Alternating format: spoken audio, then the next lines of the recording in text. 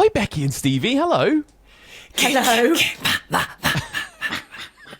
And I'm going to start this off by saying, look, I know it's Kir-ma, but it doesn't read as that. No matter how many times I listen to it, it's fucking... It's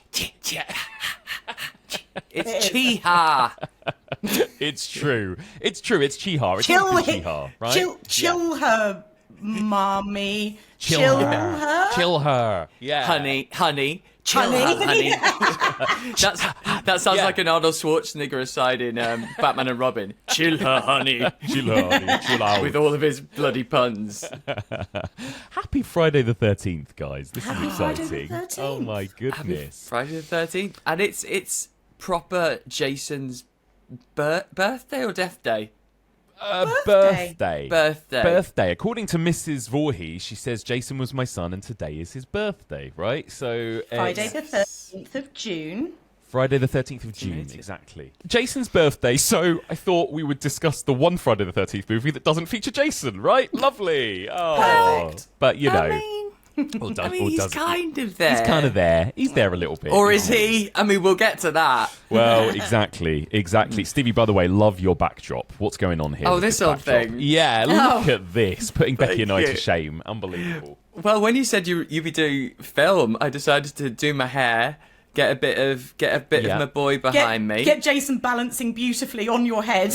Incredible. Yes, exactly. And my ears on fire. He's like Ratatouille. Yeah, you're He's being just driven. controlling me. And I also found this, which is a Friday the 13th card game, tabletop game. Apparently, there's some really good tabletop games out at the moment. I don't know if you've heard about Final Cut. Who? But Who's she? yes, I was just doing a drop. You were for doing there. a plug. I was genuinely like, oh yeah. I know you were both like, oh really? What's out there? And it's unopened. I've never played it, so the three of us need to play it at some point. Oh my god! I thought you were going to do a love to. live unboxing for a moment. We should. Some definitely people are only do that. listening though, but yeah. Absolutely. So I was trying to work out how many of these Friday the 13th movies we've talked about together. So many less than we think. Yeah. Because every time we go, oh, I think we've still got a couple to cover. Yeah. We do And a then list the that's list like, comes we've got through. we've got like 8 more to cover. Yeah, we've done. It's been quite weird and random, but we've done 2 and 4. I think we've done 5 and 6, and Jason 8. Takes Manhattan. Yeah. Right, I think Yeah. that's Right. it. And so And Because we've I'm very done it grateful. over like 8 years. Well, exactly. Yeah, there is that. I'm very, very grateful that Mike, you realised that today is actually Jason's birthday, and so we would do something special as a gift to him. Yes, Yeah. because we were going to go with because Jason Goes to otherwise- Hell. We were going to do Jason Goes to Hell, aka Boredom Goes to Bore, and I'm quite pleased that we've gone with the OG because it meant that I Fair. didn't have to watch Jason Goes to Hell this week. Well, I know, and I still we're going to cover that at some point, I Becky. know. It's going to happen because I know. I'm kind of intrigued by that one. I feel like it's the one that I've seen the least in the series and the Yeah, one 'cause that it's it's been the shit. longest since I've seen it. Yeah, I mean, I do remember it being pretty bad. But you know, one day we'll get to that. But actually, I feel like it's been a long time since I had revisited this original movie. Actually, how long has it been for you, Stevie, since you last caught up with this film? It's my least watched. I've actually seen Jason Goes to Hell more than I have seen Friday the 13th. I mean, that tracks. Yeah. Yeah, all right, yeah. True to form. Just classic contrary Webb. Yeah, I've seen it less because, you know, Jason is my boy and I grew up with the movie Maniacs and it was all about them and the specific, you know, the big three. But I watched this yesterday and it was like watching it for the first time. Oh, that's and nice. the only moments that I really knew and remembered are bits that we see as GIFs and viral clips and stuff. And so actually it was really nice to sit down and kind of watch a Friday the 13th film that I didn't really know at all. Yeah. I mean, I also have... I was just telling Mike before we started recording, my angle today, my lens coming in, is going to be... logistics. Because I have some... logistical questions. I about love things. logistical questions with these films. That is Yes. great. It's one of my favourite things to talk about with Friday the 13th movies generally is logistics, timeline. You know, like baffling. Always baffling. Becky, what about you? What's your kind of history with this original movie? How long has it been since you last watched it? I thought I'd seen it much more recently than I have. And then because I never used my actual brain and I use the brain that's in my phone, aka Letterboxd, I went to log it expecting to see all the other times that I've seen it since I've been using Letterboxd, which was probably about 2018. Never logged it before. So it's been like Pre that. years and years. Wow. I probably haven't seen it for about 10, which is insane to me. But I guess slightly differently to what Stevie was saying, like I remembered it so clearly, like all of the beats, all of the characters, all of the slight, cultural appropriation. So yeah, There's that 3 minutes, isn't there, where it's like animal cruelty and cultural appropriation just in a little tight 3 minutes. Yeah, the animal cruelty I forgot about. That was unfortunate, wasn't it? I know. But yeah, same actually. I think this is the first time I've rewatched it since 2017 when I covered it on the very first season of the podcast. And yeah, it was. But I also do feel like maybe from having watched stuff like Crystal Lake Memories a lot, there are bits of it that I know so well, like Yes, particularly the last 15 same. minutes with Pamela Voorhees. I feel like I know that section word for word, Of course. That's the thing. I've watched Crystal Lake Memories several times, and that's like a 24-hour documentary. So the fact that I've seen that so many more times than I've seen this actual film is staggering. Yeah, exactly. But you get to see all the best bits anyway, so you know. exactly. All right, well, let's get into it then. We're going to talk about this movie in depth. Becky, set us up with a little Friday the 13th plot synopsis, please. Bear with, I've got it written down.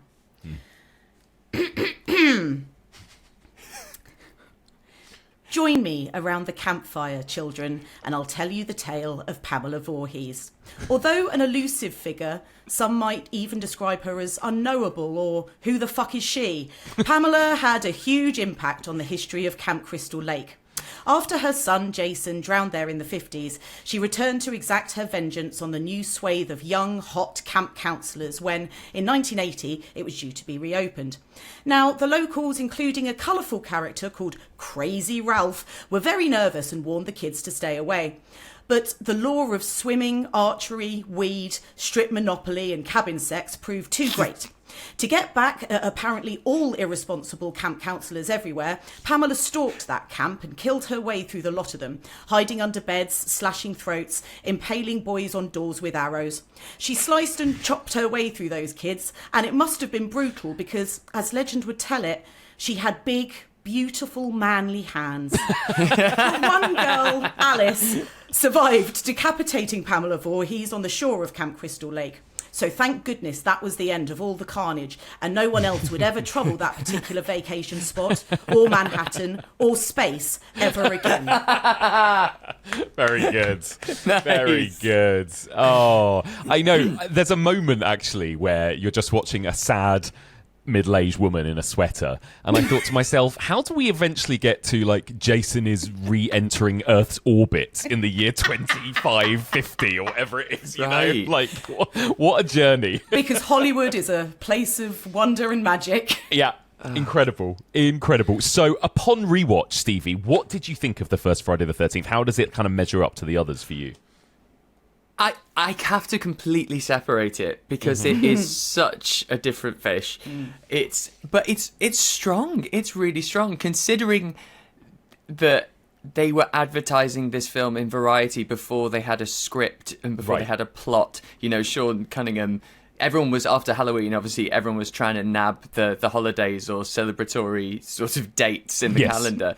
And so he put out that ad and then got funding along the way. And I think, it was something like $500,000 he managed to raise and ended up making 60 million or something ridiculous. Yeah. And so I commend it so much for that. But what was the question? I've gone into trivia. You've gone straight into trivia, which I love. You've segued us nicely. But it was generally just what you think of it, really. Yeah. I do think it's really strong. I think there's a certain section where it lags in the sort of middle of the second half only because you have this sort of 1-2 punch of kills, and then it goes into people doing remedial tasks like boiling a kettle, oh my God, fixing a generator, having a nap. The longest sequence of anybody making coffee in cinematic history. Right. But it's just come after 2 pretty awesome deaths, and so structurally I found some of that a little bit iffy, but I mean they were making this shit up as they went along, so I'm not mad about that. I think the only other issue for me is I love the POV style, which we'd seen in things, there's Bay of Blood and all these other things that have those elements. But the thing missing about a POV is suspects and red herrings. The thing is, if you're going to do that, you have to make us think it's several different people instead of just an unseen person. So having the POV works to an extent, but then what is the point if there's no reveal? I mean, obviously, Crazy Ralph pops up in a pantry, but they kind of just go, oh, go away, and he's like, all right. So you're like, it's not him. And that's about as far as it gets. So that's the only thing that I would say is missing from it. But other than that, it's strong, and it's fun, and it's set off a trend more than Halloween. Totally. In some ways, the most important slasher movie, I would argue, like to the actual kind of format and genre as we know it, definitely. Becky, what do you think of the OG? I really like it. I was thinking about it because it's an origin story, and usually what you would find is you would have like Friday the 13th Part 2 as the first one, introducing you to the actual killer that we then get to know really, really well and all fall in love with. And then at like Part 6, they'll have run out of ideas, and so they decide to do the origin story. Whereas this is, they've actually done it the right way round for once. And for me, it really, really works. Like, I love Pamela. I know you only get to spend about 8 minutes with her in total, if that, and then it's like, who the fuck is she for most of it until she does her monologue. But she's such an icon, and actually, like, she's genuinely scary. There are points in this where I was like, I would not want to come up against her. I'd come up against Jason before I came up against his mum. 100%. She's genuinely scary. The kids are, I think, again, like this idea of it being sort of right at the beginning of what then became such a kind of trope-laden archetypal trend is you're not bored of all the kids. They haven't just made them kind of personalityless fodder. You're not waiting for them all to die. Actually, the way that the kind of setup of the movie with the counsellors arriving at the camp to set it up before, they reopen, and then there not being the kids there. We're not bored of any of that. And I know that, like, when you watch it in 2025, we kind of are, but it feels fresh and it feels like uncynical. And I really respect the fact that it somehow has so much of that kind of woven into it that I can still like take that out of it even now after watching 300 other camp slashers. Yeah, for sure. Yeah, I completely agree. I really enjoyed this movie, and it was always one of my favourites, like not just because it's the original, but I love the vibe of particularly the first four. I love that kind of the early 80s vibe of the first half of the franchise. And yeah, it really cranks up a notch when Betsy Palmer enters in the final act, doesn't it? Like, that stuff is the best stuff. And I just don't understand. Maybe it was because they couldn't get Betsy Palmer for many days of filming or something, but I just don't understand why Mrs. Voorhees could not have been in it from the beginning, right? Like to add to that mystery of who is it, why not have her be the camp cook or whatever, and she's just like the nice old lady on site, who then turns out to be the psychopath. Because, like you said, Stevie, the who done it is absolute nonsense, right?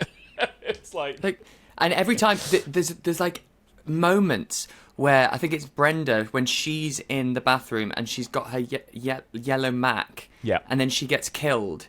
And then a scene later, you see Steve in the diner, and he's got the same yellow Mac. And you go, "Oh, is it a possum?" And no. Then we're back in the bathroom, and the killer's still there. And you go, "Oh, right. Forget it. They've just got the same Mac." Right. Also, Exactly. can we please bring back glossy plastic rain Macs.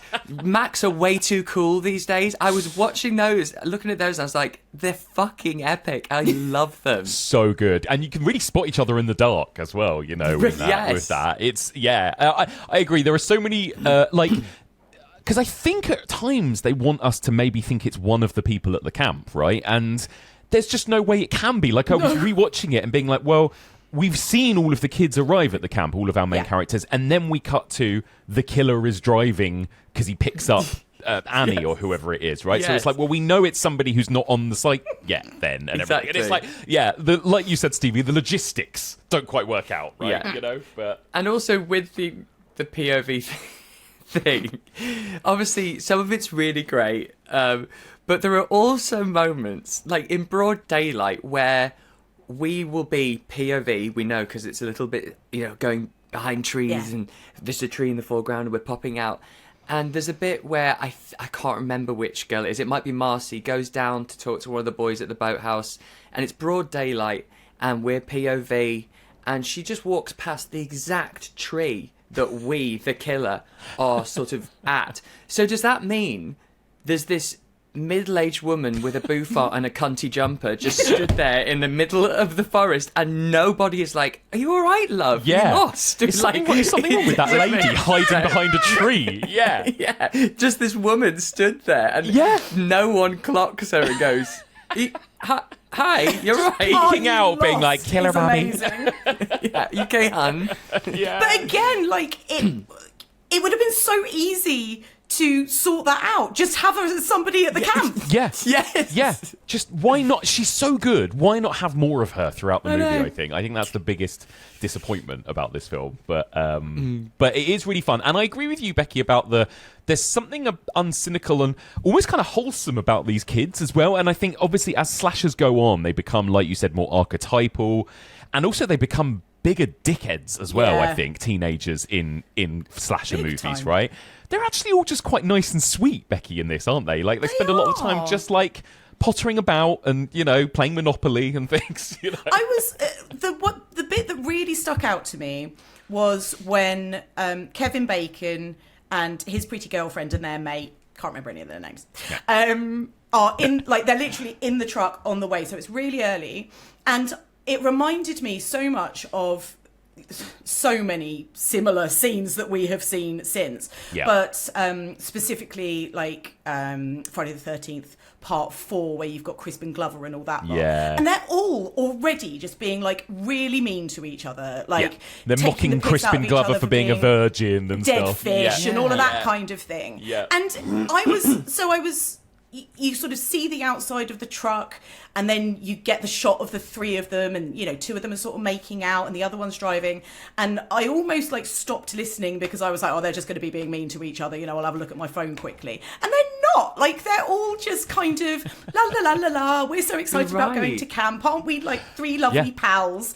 And Normal conversation. just a normal conversation. And there's sort of that vibe really kind of runs through the film. Yeah. And although, you know, I'm not, like, hugely invested and therefore devastated when they get impaled indoors with arrows and, you know, archery equipment, there Or is just that killed bit of, with like, a rope.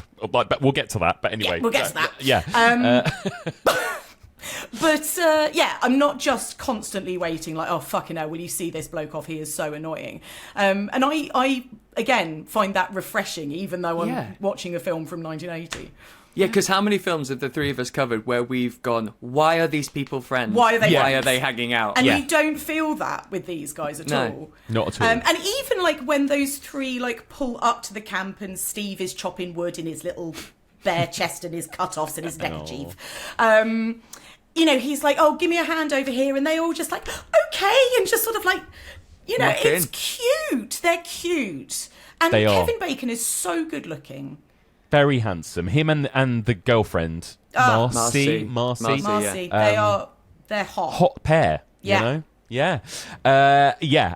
I mean, that is definitely a trend in Friday the 13th going forward, isn't it? Like, beautiful people having sex in these films. Yeah. But, I like that about it, that there is something, like Becky said, quite uncynical, which is actually quite a surprise, Stevie, considering you've mentioned already this movie's origins were very cynical, right? Like, it really was, like you said, Stevie, it was a title and a poster before they even had a script, right? They were like, let's just cash in on this idea of a slasher movie based on a holiday, right? That's it. Yeah, totally. And it went, and Sean Cunningham, mother, decided, he just wanted some cash to tide him over. And obviously this changed the course of his life and horror. Literally. So it was one of those wonderful things, which is always the way, where you don't set out to do something so monumental and then it happens. And there's something that, as a viewer with that knowledge, that you can be happy for them about it. Yeah. Rather than this is what they wanted to do.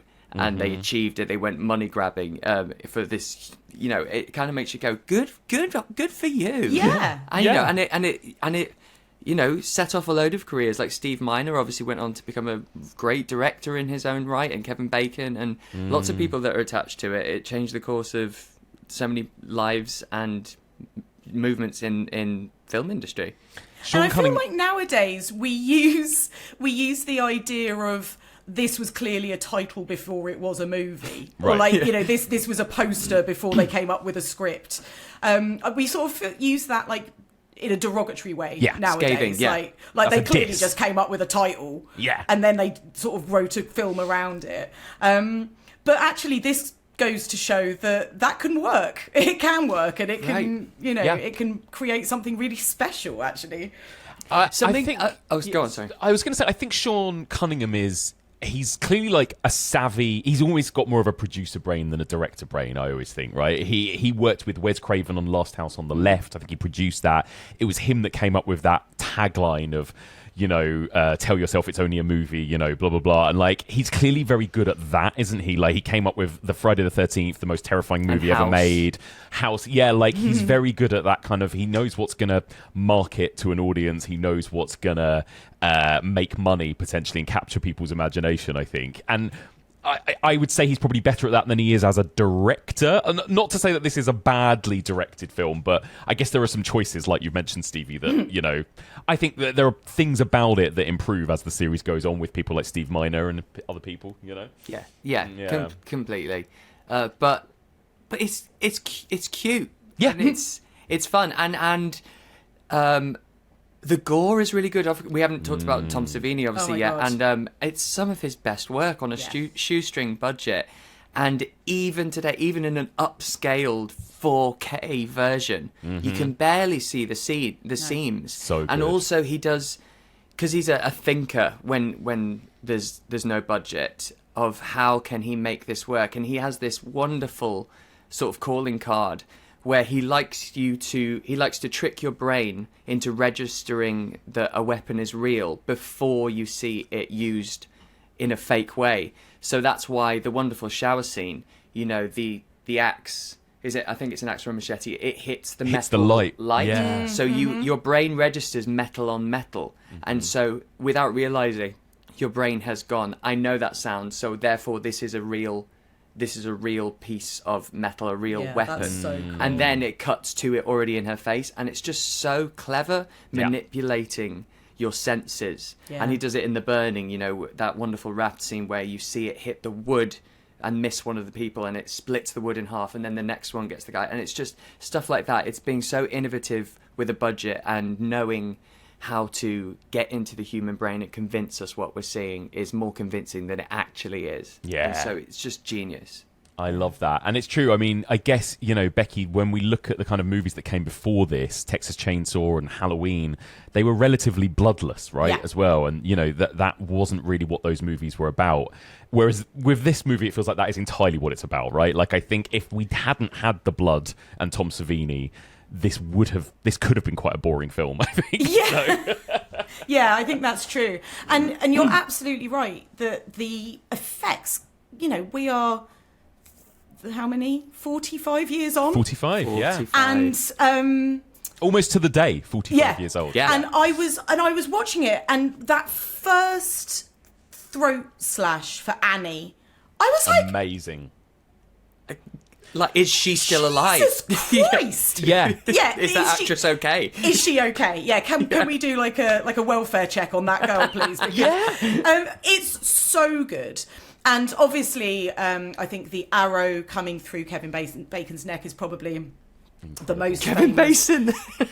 What? Kevin Basin. Did I call him Kevin Basin? Coming through Kevin's basin. Kevin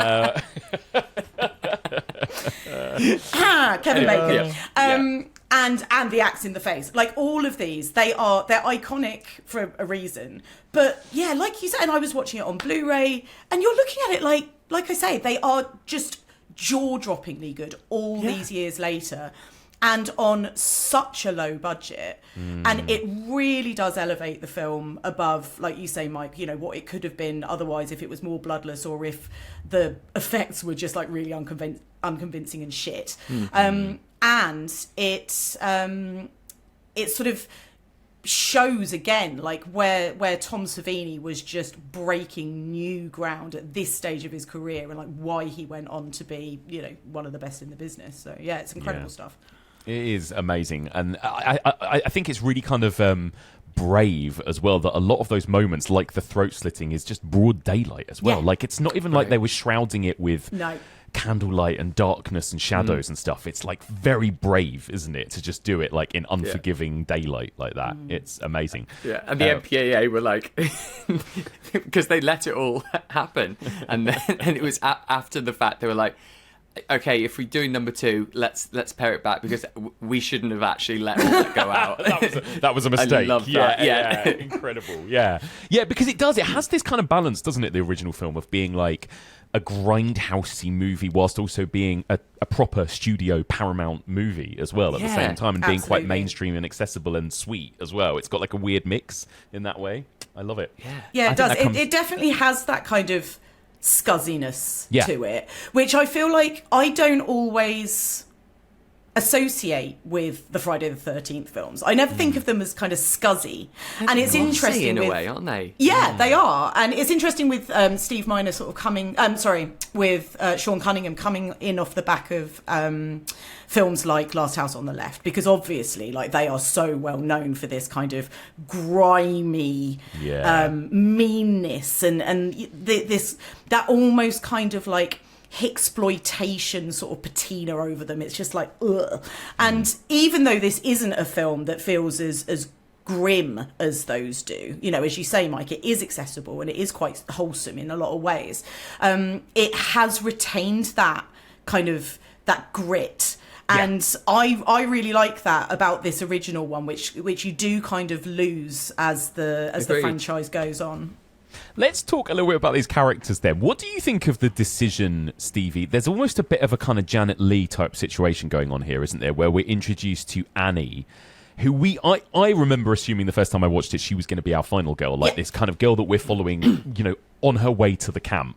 She seems to get the most screen time at that point in the film, and then she is off to like 22 minutes into the film, I think, right? It's quite a random structure. Yeah, and they build up that character in such a brilliant way, because she's happy-go-lucky, yet she can hold her own in the front of a Jeep with a stranger who's being a bit leery, saying, oh, the girl's going to be as pretty as you up there and stuff. And she's just kind of like, shut the fuck up, Buster, and what are you talking about? And so it just builds up this character where you immediately go, I'm ready to follow this girl. And as you say, in that Janet Leigh way, it very cleverly doesn't introduce you to what will become our final girl until later, and it makes it really effective and upsetting when we lose her. She doesn't even make it to the fucking camp. No. And it's I think it's a brilliant little setup. It's great. And then, of course, we end up with Alice, who is our actual final girl, right? What do you think of Becky? What do you think of Alice? She's all right. I mean, she's not my favourite of the final girls from Friday the 13th. Call out to Ginny. But yeah, I mean, you know, that's not a hot take, is it? But she's fine. I don't know. I don't develop much of a kind of I don't super root for her. Like, there is quite a lot of her just being a bit beige and making coffee for ages and taking naps. you know, like she hasn't got a whole lot of kind of spunk, as you would call it, but No. she's absolutely fine. Like nothing against her. And, you know, I think she has a couple of like really very cool moments, decapitating Mrs. Voorhees being the sort of real standout. But yeah, like fine. Absolutely fine. Yeah. I think it suffers because we've met Annie. Yeah. Yeah. And she's That's what I such was going to say. I think an Annie is engaging, more peppy- interesting, isn't she? Yeah. Yeah. And I guess she was moulded on that Laurie Strode kind of archetype, wasn't she, Stevie? Like the kind of quieter, sensible, you know, slightly more Yeah. shy one. Not too loud, not too opinionated, but also not a wallflower. You know, just somewhere in the middle where Yeah. can't offend anyone and Yeah. just exists in this nice fluffy area. Yeah. So yeah, that's what they were taking, but she just doesn't quite have the gall. No. And and you know, the thing is with Laurie is she's way more front foot, whereas it's kind of like a series of happy accidents means that Alice survives. You know, it's all quite convenient rather than her. It's more like, oh God, she throws, you know, a ball of string at her and stuff. Oh my like God, that. You know, that things sequence like where that. she's just throwing increasingly tiny objects. Yes. It's Also, like sorry, this it's is like a jumpy. big ball of string, a chopstick, and then like a match. I don't know, like Something I saw this time that I've never noted before, maybe I was wrong. Does she thwack Pam in the vag? Because there's a moment where it looks like she gets the hilt of the gun and goes bang between her leg, and it looks like Pamela Voorhees like grabs her tuppence in pain and goes, ooh! Honestly, I was baffled and I was like, how have I never seen that? wait. I'm sorry. Just to put a quick pause on this. Tuppence. Tuppence. That's what my nana used to call it. Grab a Tuppence. tuppence. That is incredible. Oh my God. Also, sorry, something, because the way we were talking about these kids, something I'd never noticed. At the beginning, obviously, when they're singing, it's Christian. It's a Christian camp. Yeah. And there's something about that I think lends to how these kids are being portrayed. Yes. Because they're singing the Hallelujah songs and stuff. I went to one of these camps for like I caused concern. it wasn't great, but it wasn't Stevie. It wasn't like one of those camps where they like try to correct you, convert. is it? No, it God. wasn't a conversion camp. No, because when I was younger, I went to a really, you know, a strict Christian school, and at summer they would do these excursions to Abernethy in Scotland, which was where you could go like bouldering and abseiling and all this wonderful stuff, but also learn about Christ via puppets in the morning, basically. And I remember there's this one. Yes, yeah, it was very but there was this one lesson, this moralistic sort of demonstration they showed us, and it was an orange. And they showed us this beautiful orange, and then they cut it in half, and inside it was completely black. And it was basically about how it's the inside that counts, you know. And if you're not good inside, it doesn't matter how you look outside, something like that. And I remember saying, "How did you do that?" Because I was fascinated because it was sort of magic. And they were saying, "Oh, it was black food dye, and we used a syringe to put it in." And now, being young, strange Stevie Webb, I was like, "Huh? How do I get my hands on that syringe?" And so, because I wanted to try this at home. I wanted to dye fruit from the inside for some reason. And so I came up with this idea of going, I know, I'll tell them I collect syringes and I've got lots at home, so it's fine if they give it to me. So I told one of the leaders of the sort of camp that I collect syringes, and I'd love it if I could get my hands on that. And I was taken to like a special meeting where 3 of them sat down with me, really questioning and asking, and I suddenly thought, oh gosh, I've dug myself a hole here. And so I think I said that my parents allowed me to have them and stuff. And so, yeah, it was all a lie because I wanted to get hold of a syringe. But at a Christian camp, you know, a 6-year-old boy saying he collects syringes caused a phone call home. I will put my cards on the table and say, I don't think that had anything to do with it being a Christian camp. I think they would have probably called you into... Yeah, that's true. Buddy, an 8-year-old collecting syringes is... red flags. The way my mind, I thought that'll incredible. do it. That's incredible, they'll go, though. oh, okay, if you've got... Yeah. Sure. Oh, well, if you've already got loads, here you go. I love it. I love that as your origin story, Stevie, actually. That's lovely. And this idea that they were doing this kind of, metaphoric kind of, telling this kind of interesting story with this interesting symbolism. And your main thing was, how did they do that, right? Yeah. And how do we achieve practical effects like that? I love that. Yeah. But also, I'm pleased that when you asked the question, they did just tell you practically rather than saying, "Oh, well, Jesus did it," Yeah. Well, that's true as well. That's true. Yeah. At least they told you the truth. Yeah. Anyway, sorry, that was a tangent. But yeah, it's only this time I really clocked that actually it is, subtle, but it's a Christian summer camp, isn't it? Well, and I guess that also plays into the kind of morality of Friday the 13th that is set up very overtly in this film, right? And I think what's really interesting, again, we talk about this movie and being important and kind of setting the template, because I think all of the decisions that John Carpenter made with Halloween were sort of incidental, right? That Laurie was kind of coded as a virgin and her friends weren't, and therefore they died and she didn't and stuff.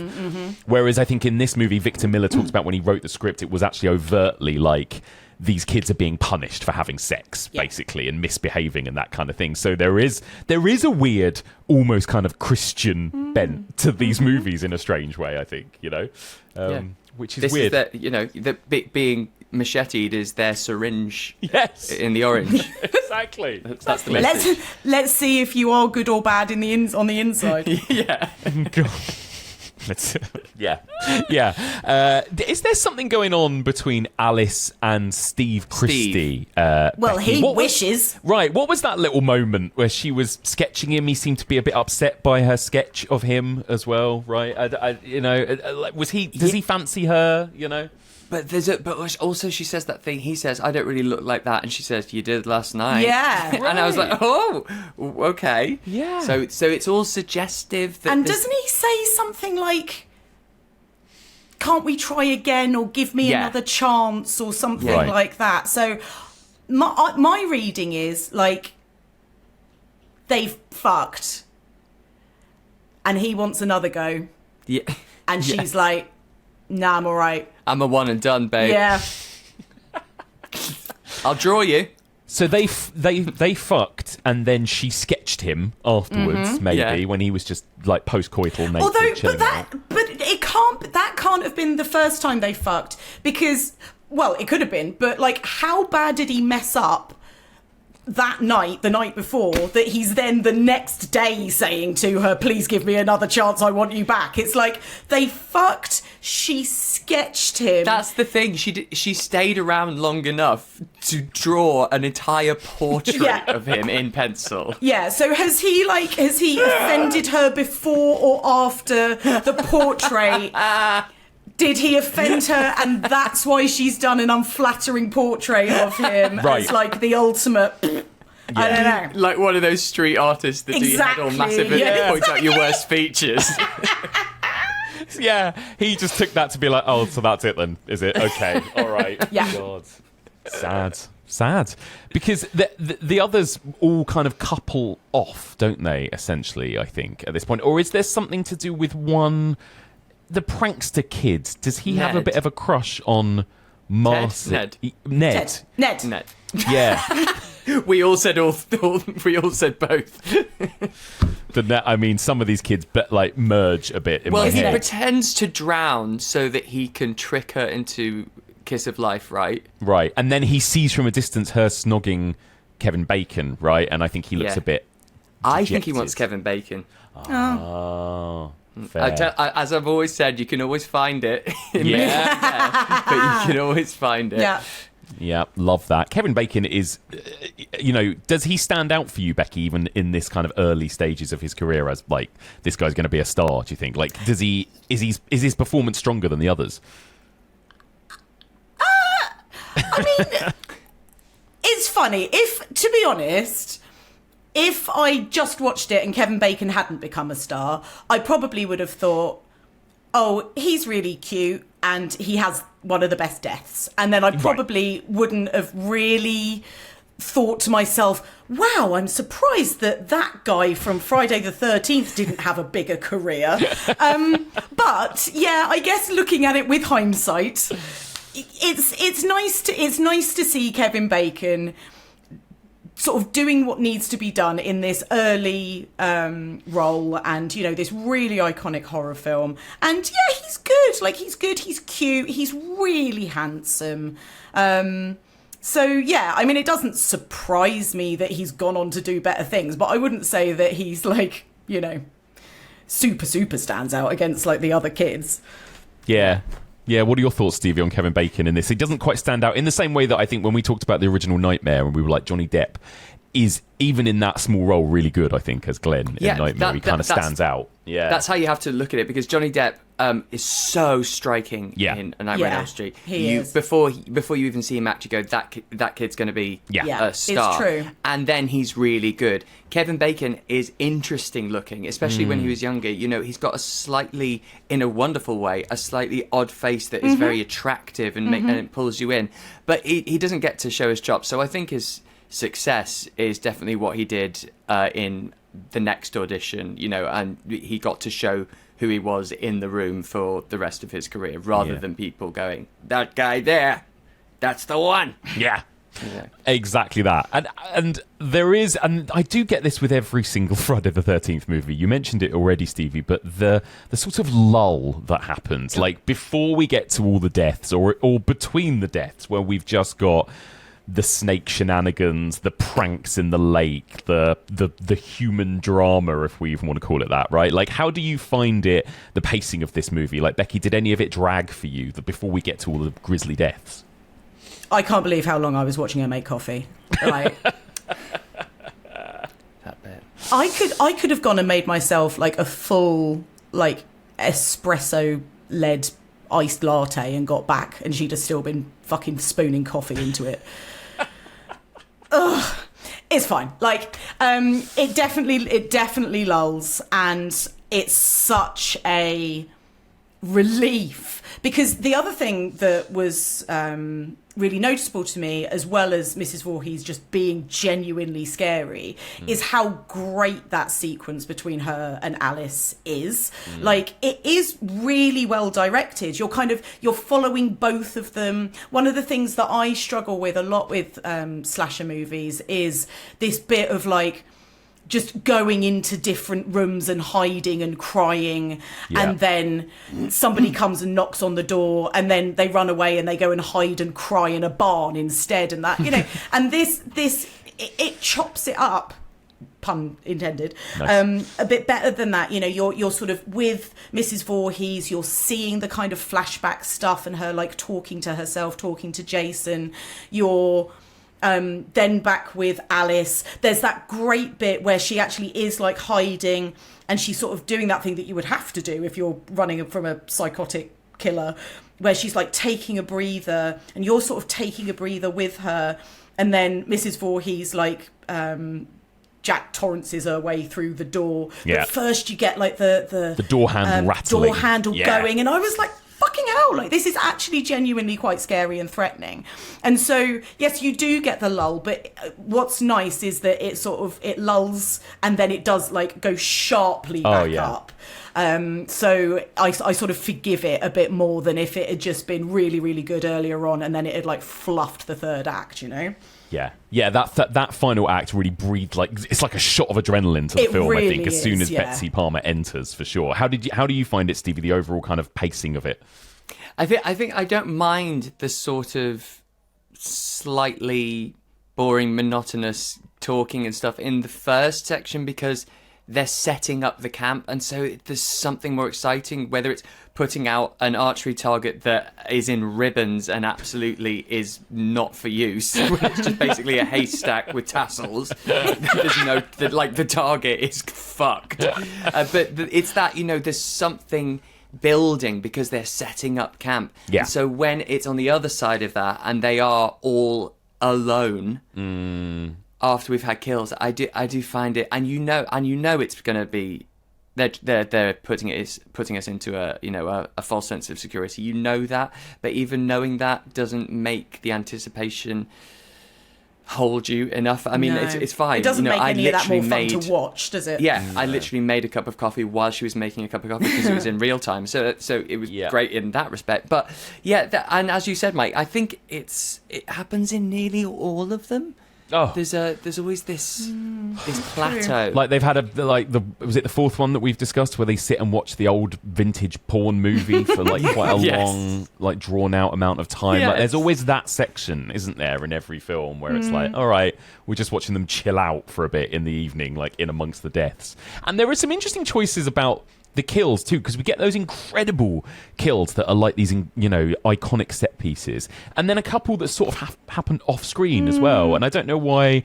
Do you think that's just, Stevie? Was that just like time and budgetary reasons? Do you think? Yeah, completely. And but then they kind of win it back because, for instance, the bit where I think it is Ned, he's following the person into the cabin, and then we don't see him again.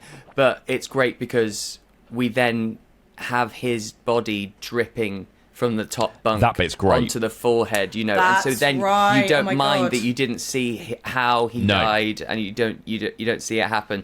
So they kind of make use of those off-screen deaths in a way, so actually it doesn't bother me. And also, because of the standard of the three main ones we see, whether it's the slit throat, whether it's the arrow through the neck, or even the axe chopping and stuff, because of the standard of those, if any of them, if you had another one that was subpar, I think it would just taint all of them. And so actually, I don't mind any kind of off-screen kills in this. I think it's well structured, even if it is for necessity. Having said that, how did Brenda die? Becky, any thoughts on Brenda, who is thrown through the window with sort of rope tied around her? It's weird because what really confuses me about it is she follows the voice, the female voice going, help me, help me. Also quite a creepy moment, like that moment. Creepy. Yeah. And also, is that a reference to the original The Fly? Just wondering. Help me. Because that's what it fucking sounds like. But anyway. It's interesting, though, because I watched it with subtitles, and on the subtitles, it says, Jason's voice. Help me, help me. Yeah. Well, it does. It sounds like the flashback to the little boy in the lake, right? So it's almost like they've used that audio. So it's actually his mum doing an impression. It's like when she's doing the, get a mummy. So I think it's her doing that. Or as part two will convince you, Jason was in the woods the whole time. Yeah, because also Pamela Voorhees, when she's having a first-person flashback of her son drowning, you're like, well, if you were watching it, why didn't you do something? That's a really good point. And also, I really love that moment because she's in the middle of talking quite intensely to Alice and then just goes...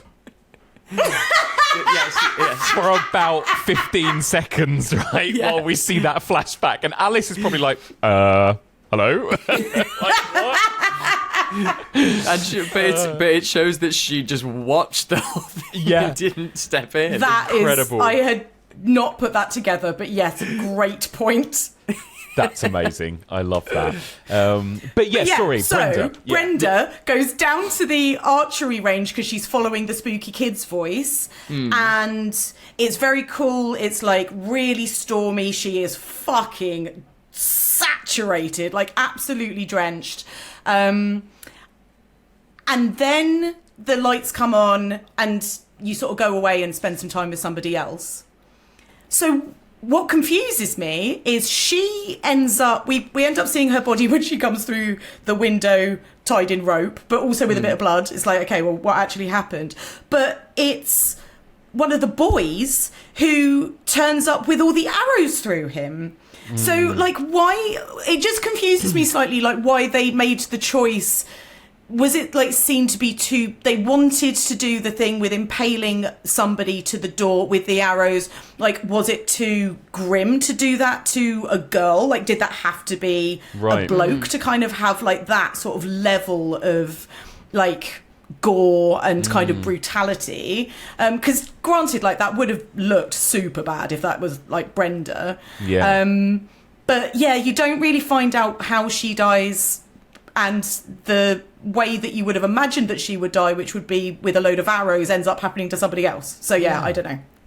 Yeah, I don't know. Stevie, any thoughts on what became of Brenda? No, she gets caught in the floodlights, doesn't she? That's quite a great moment. And actually, you just touched on it, Becky, about the storm and stuff. One thing I have to say, the atmosphere in this film is fucking brilliant.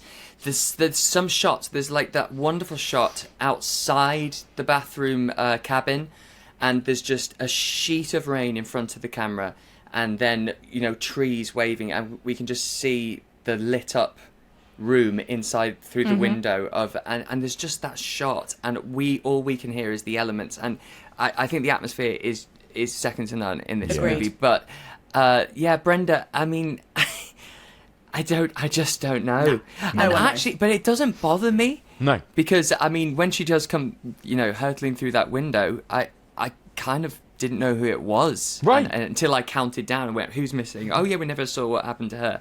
Yeah. But, yeah, I mean, I don't know. And I don't mind. It doesn't bother me. You're right about the use of the elements as well. And again, that is something going forward that Friday the 13th does more and more. Like, it's almost like Jason becomes a kind of elemental sort of force almost, right? And you kind of imagine him kind of, you know, there's always lashing rain, and there's water, and there's like storms and everything. Yeah, like or always, electricity. And, it's always very much like, I associate that with Friday the 13th just in general as a series, I think, you know. And I do love that that moment where she closes the door to the generator room and he's on the back. Oh, it's so, although so the door's obviously open, and he's on the other side, and that's the generator room, and you can see a danger sign on the door, which is on the inside of the door because the door is open. Right. So that means you would only get warned of the dangers. Danger! Don't go outside. There's a serial killer out there. When leaving the hazardous area. Yes. Like, danger! it might as well. Don't go out. Mrs. Voorhees is on a kill crazy rampage. That's not how health and safety works. It might as well say, if you are reading this, you just had a lucky escape because it's very dangerous in this room. Right. That you just did. Right. It's so good. Yeah, you're so right about that. And anyway, logistics. I love that. I love it. My magnifying glass. I love it.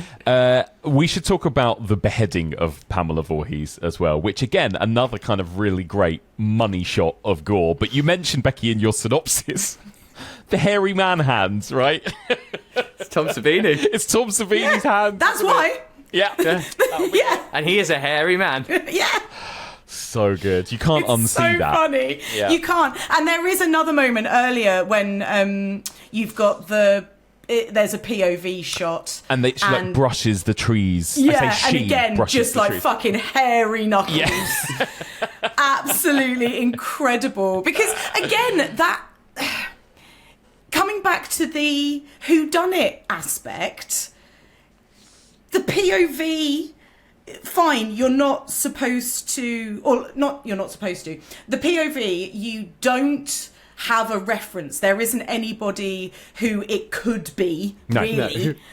So that makes it odd, like an odd choice to use a POV sort of in this movie. But also, if you were paying attention and trying to figure it out, you'd be like, oh, well, it's a dude. Right. Because look at his hairy knuckles.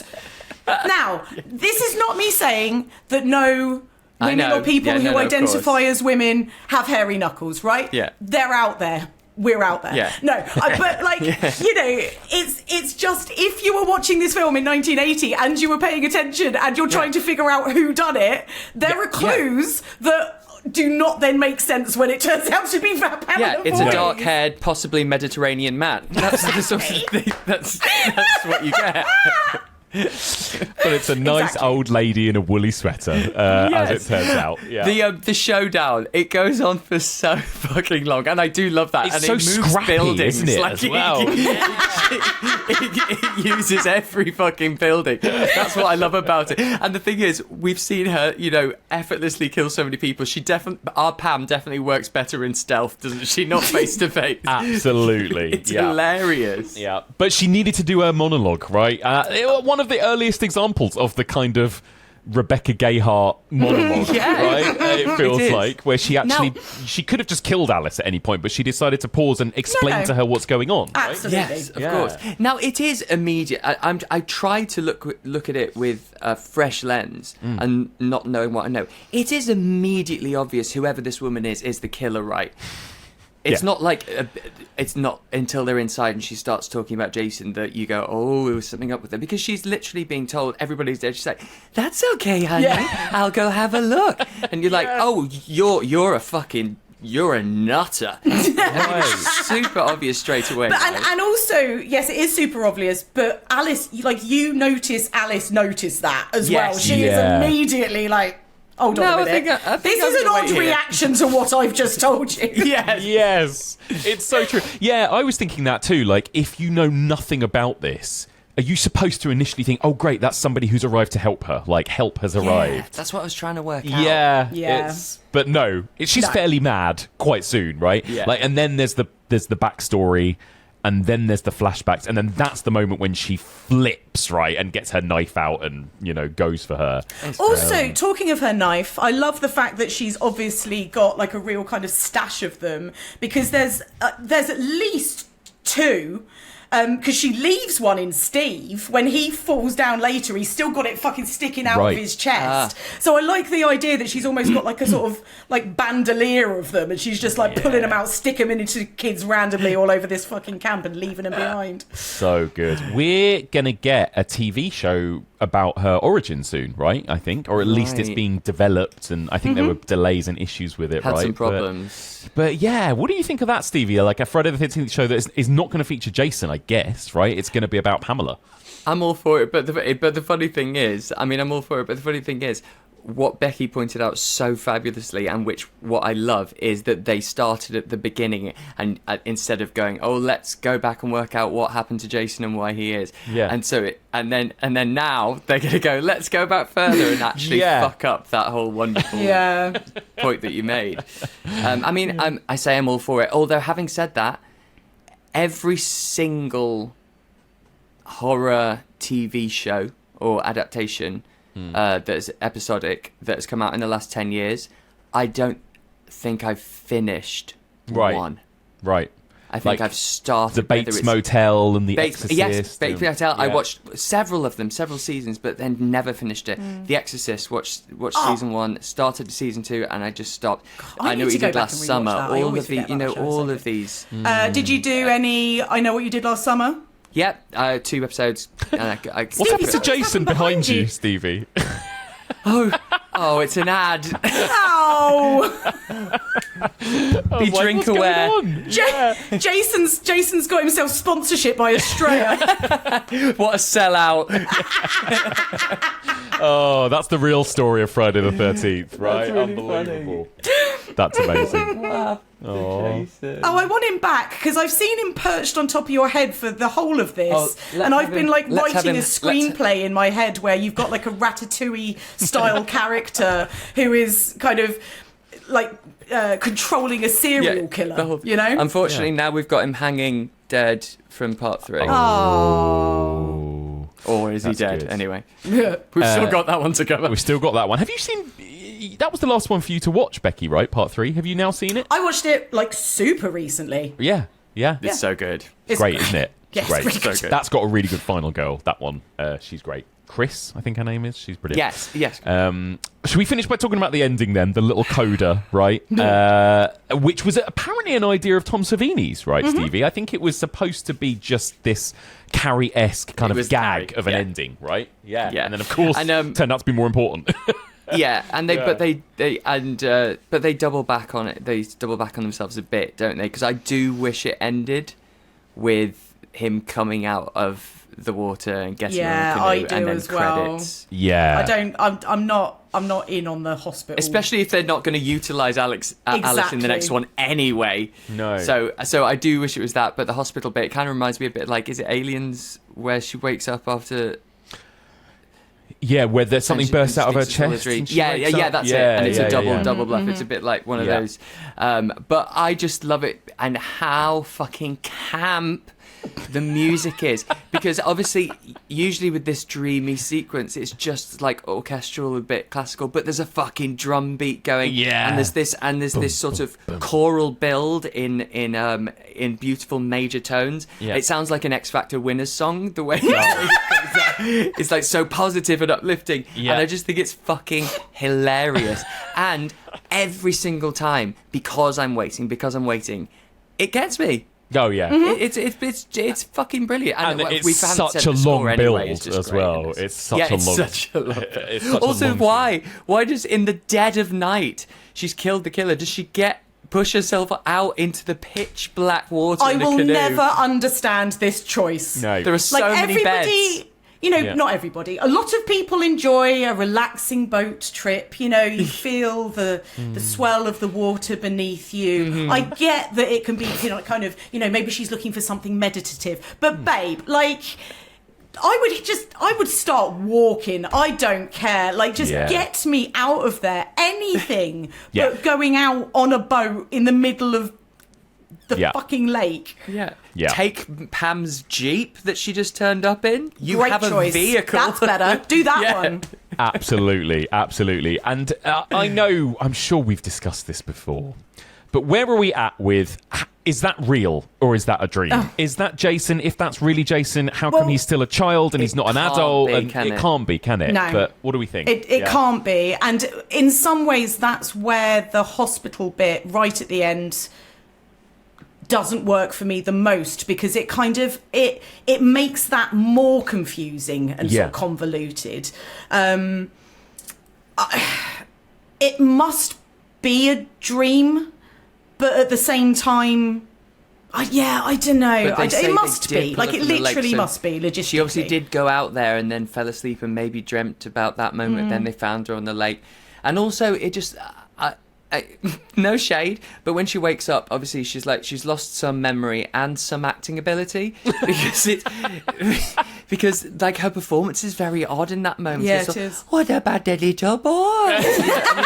Yeah. He was out doing, then he's still there in the lake. It's very strange, and I just think I don't know what happened or how she was directed, but it kind of just sours it a little bit. But look, I mean, it's still great. It's not. It's gonna- great. It's a doesn't great ruin the jump film. scare. It's a funny moment. And yes, but you're right. It's sort of supposed to be a dream, but then there is that moment of, but he's still out there, and then the shot of the lake like he is. with and then air bubbles, which I'd never noticed until I've watched an upscale Really? version. When it's looking out at the lake, he's still out there. There's little bloop, bloop, Wow. which means he's breathing under there. There's so many questions about Jason. So many questions. Yeah, or farting. But yeah, maybe There you that's go. what he's up to. That's what it is. Oh, I mean, what a classic, though, right? Do love it, it's and so it's such good. and it is such It's a fun ending, as little sense as it makes. yeah. It's such a fun. It doesn't undermine anything for me. It only bugs me when I start thinking about it. Yeah. When I'm actually watching the film, I don't care. It's great. No, you don't give a shit. Love it. Yeah. And like you said, Stevie, the film made a shit ton of money, didn't it? It like $50-60 million, I think. Crazy. In its yeah. first weekend, Yeah. I think Yeah. it made like 8 times its budget in the first week, which is Fair mental. play. Yeah. And that was it, right? And then everything, not just Friday the 13th sequels, but I think that 1-2 80s. hit of the 80s happened, Literally. basically. Like that 1-2 hit of Halloween and Friday the 13th that both made all the money in the world. Mm-hmm. Everyone was just like, right, let's just keep doing that, right? Yeah. Oh, there you go. Anything you want to mention before we wrap up? Any other final thoughts? Any other queries, technicalities, Just- Stevie? It's just like no more technicalities. There's just so many iconic things. Like obviously we didn't touch on Ralph. Of course, Crazy the Ralph. Harbinger, Crazy Ralph. One of my favorite things about him is the fact that it's actually not a very good performance makes it all the more iconic. Yeah. And I love that. You know, he's got that slight Vincent Price sort of vowels to his. It's just iconic. Him and Pam, and that scare. There are so many moments in this film that just shaped what would become the slasher genre. And yeah, fucking stone cold classic. Yeah. I've got to ask you to finish with a sort of vague ranking and where this movie ranks for you. Stevie, where would it roughly where would it rank? Upper tier, middle? Definitely middle. Yeah, middle. Yeah. And as I said, I hadn't seen it for a long time, and it's probably, if I really worked it out, it's probably moved up a little bit because I had a much better time with it than I thought I was going to. I thought I was really going to miss Jason, the Juggernaut, but no, it's solid, and also you can just, it's pure because it's so not pure. copying exactly what we then come to see. It's the origins of that, and for that I give it thumbs up. So I'd say it's middle. There's probably only 3 or 4 above it for me. I think it's for me top or maybe second top. I think it's up. I think the second movie maybe slightly edges it because I think Jason is creepier in that film. I think there are some really iconic moments with Jason in the second one, but other than that, it's kind of the sackhead Jason. Yeah. Becky, what about you? Yeah, really high. I think it's definitely top 3. I find it difficult to. It sort of depends on my mood.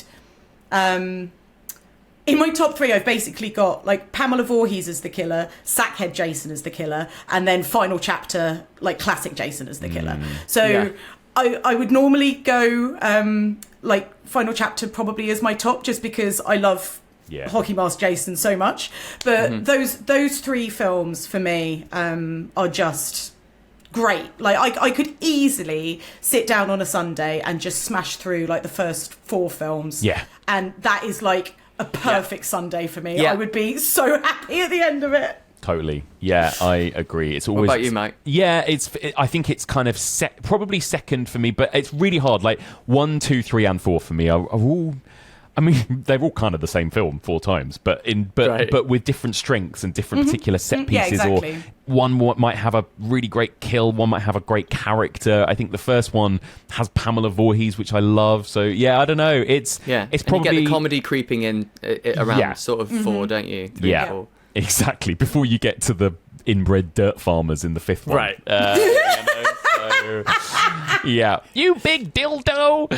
So good, incredible, amazing. Well, guys, thank you. This has been so much fun. Always a pleasure. What an absolute joy. Tell people where they can find you and all of the stuff you've got going on out there, Stevie. You can find me on Instagram, Mr. Stevie Webb, and Brain Rot Pod, my podcast, which there's no new episodes, but there is a back catalogue of hundreds of episodes that you can go find. It's still out there. It's still out there. It's still out there. And Becky? You can find me on Instagram and Blue Sky at Bunny Darke. You can find me on Letterboxd at Becky Darke, and you can find more of my stuff on Patreon, patreon.com/Bunny Darke, where I put out various writing and podcasty bits. And I need to talk to you two actually about some podcasty bits. So lovely. Off air. Yeah. Ooh, I'm sure exactly. And the 3 of us, I'm sure, will be back again soon. You got engaged? Some news. Some personal news. Is it about this? Oh, yeah, it is. Yeah. I wonder if anyone's cracked that code now. Do you know what? But it won't be what they're thinking. It won't be. No. So there. No. Amazing. Guys, happy Friday the 13th. Happy Friday the 13th.